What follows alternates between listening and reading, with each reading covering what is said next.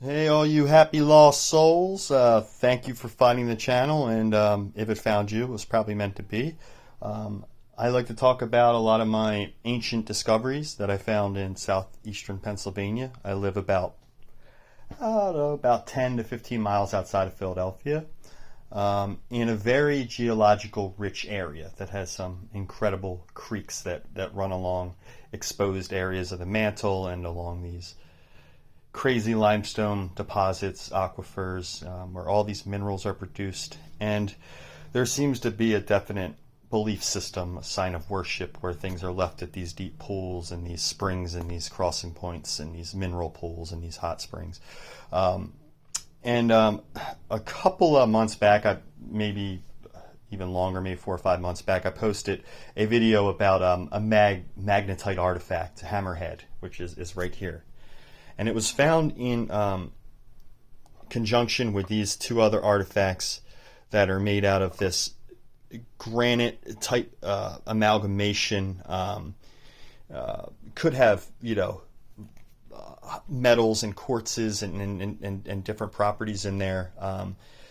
These are almost like what you would see to cut stone with, a tool to cut stone with, but you could see how squared off the corners are. This is just for measurement. They're fairly big artifacts, about 5 inches long.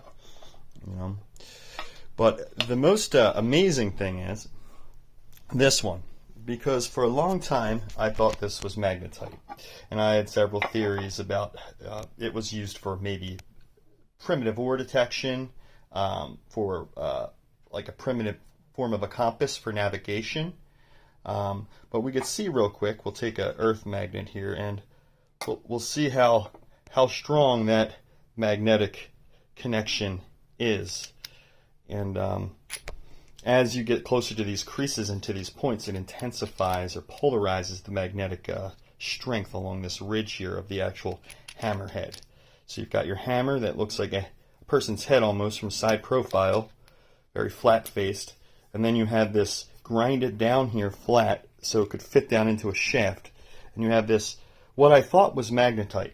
Now, magnetite and hematite often get confused for meteorites. Okay, and one of your tests is if it's magnetic.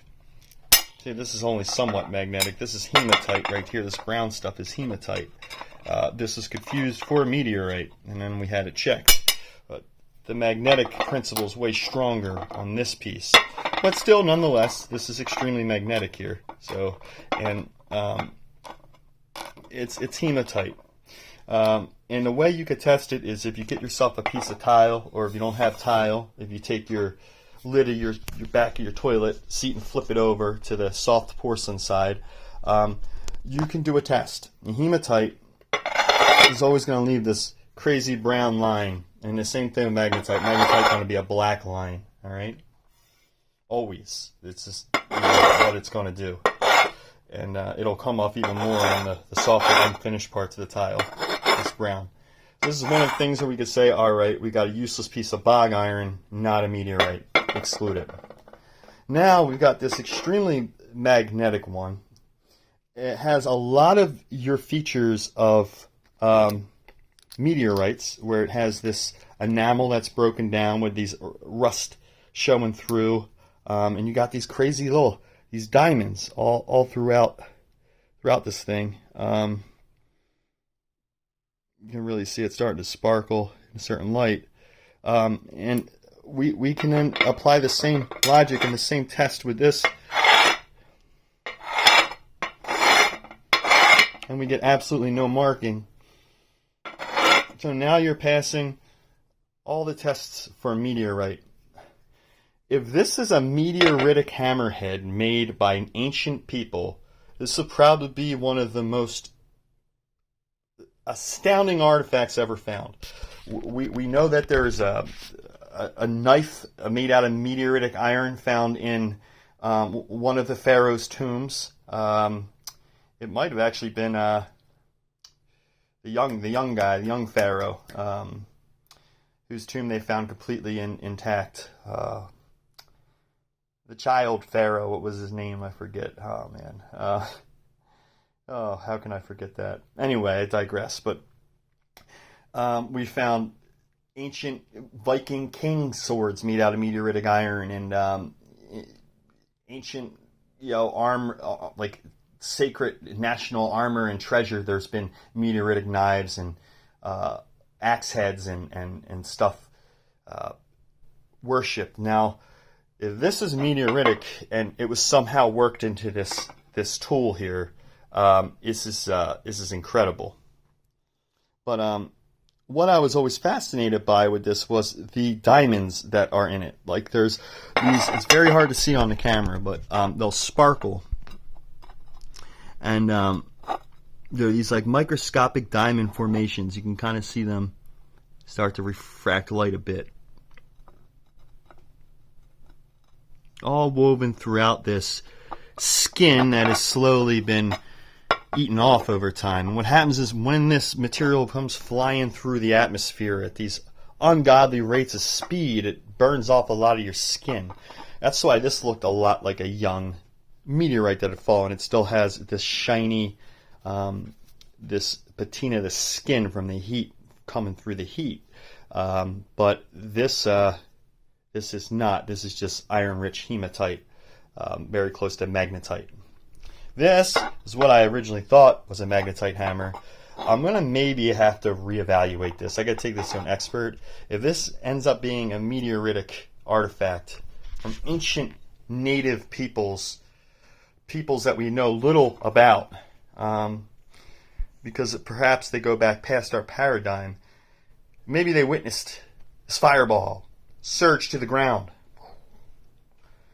And these sites were so spiritual and they meant so much that they literally left a meteoritic hammerhead.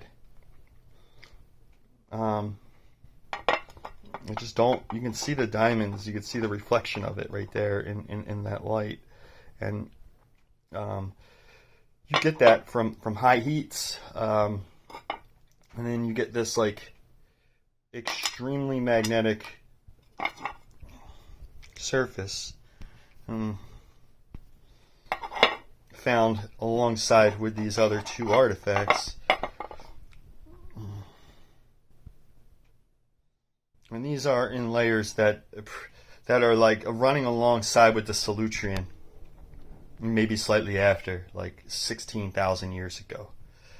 But this extraordinary piece of meteoritic material that was shaped into a hammer, it's passing all the meteoritic tests. See, big brown mark, it passes all the other tests. It looks like a meteor. It's got the same weight and density as a meteor. It's got the same look and crust, same magnetic apertures as a meteor, or meteoritic material, something that came from space.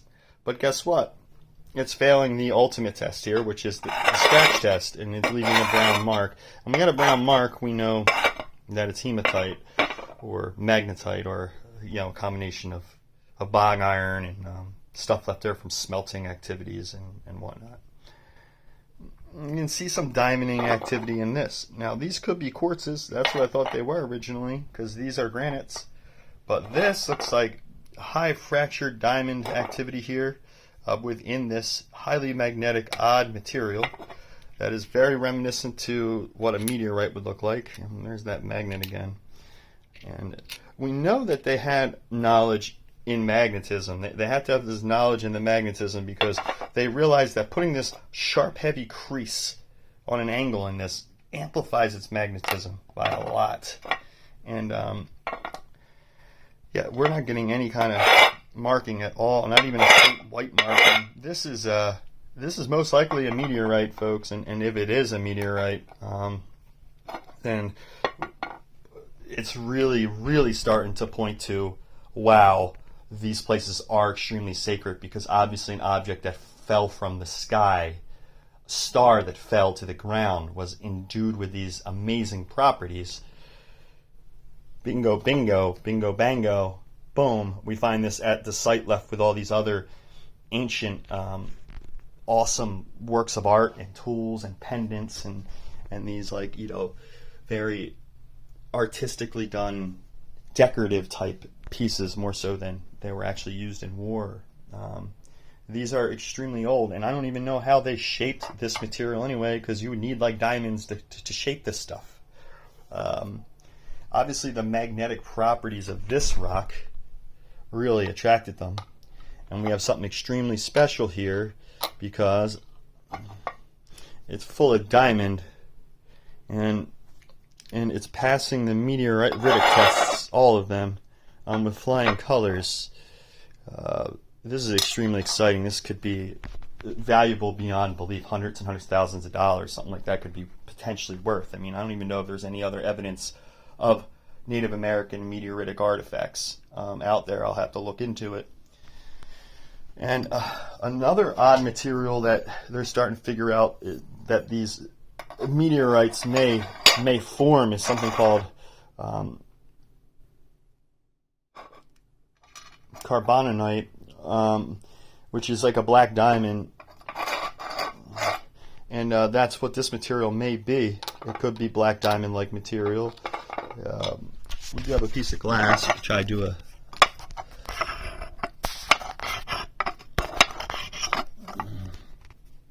see if it's going to leave a nice little scratch on here for us.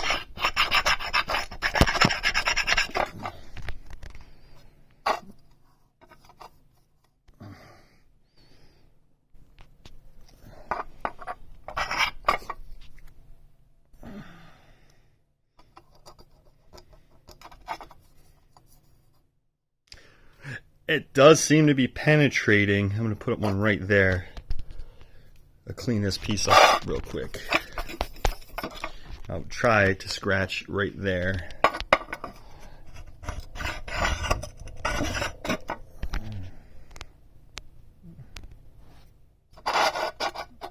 You do get a nice scratch right there from the material, and it's penetrated into the glass. See?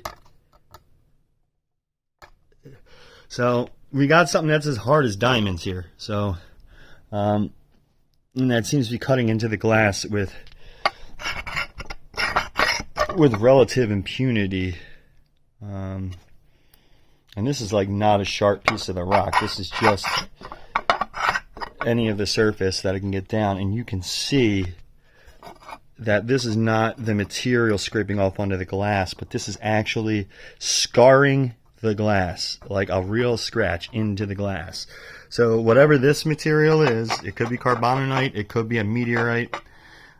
This has to be looked at by someone that really knows what they're talking about with meteorites. I know it's a hammerhead, I know it's an artifact because of what it's been found with in association with these, and it's left at this ritual site. But right here in Pennsylvania, it could have been used for early ore detection, for early navigation.